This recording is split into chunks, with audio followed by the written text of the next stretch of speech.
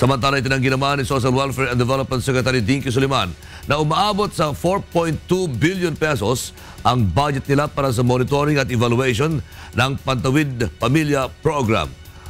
Reaksyon nito nakalihim sa plano ng Senador Chis Escudero na paimbestigahan ang umano'y masyadong mahal na budget sa evaluation at monitoring lamang ng programa. Ito ang balita ni Roderick Mendoza.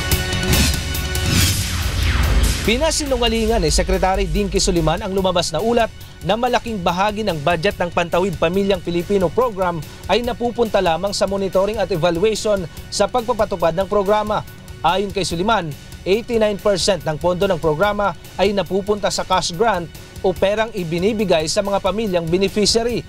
Mahigit 400 million pesos lamang at hindi 4 billion pesos ang ginugugol ng ahensya sa pagmonitor sa programa. Ang bulto ho ng pera namin ay nasa cash grant. Kaya nililiwanag ko ho na hindi kami gumagastos ng 4.2 billion na pera para sa monitoring and evaluation tulad ng nalathala kahapon. Bago ito, sinabi ni Senador Chis Escudero na balak niyang paimbestigahan sa Senado ang umano'y sobra-sobrang pondo na ginagastos ng DSWD para sa pagpapatupad at pagmonitor ng Pantawid Pamilya Program. Ayon kay Escudero, sa mahigit 64 billion pesos na pondo ng programa sa susunod na taon, 57 billion pesos lamang dito ang ipamumudmod sa mga beneficiary.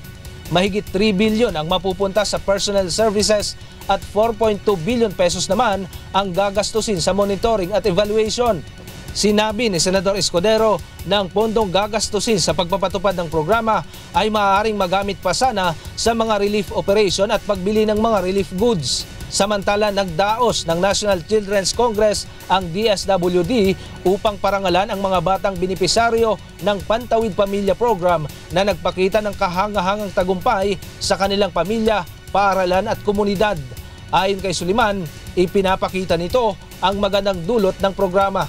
Marami po yung mga expenses po sa school, tsaka po yung mga pangunahing pangangailangan po namin sa bahay kasi po dun sa amin yung papa ko po yung trabaho is driver lang po. Tapos yung mama ko po is sa bahay lang po siya, wala po gaanong kita si papa is nakakatulong po itong Pantawid Pamilyang Pilipino Program talaga po sa mga pagkain, ganun po. Roderick Mendoza, UNTV News Worldwide.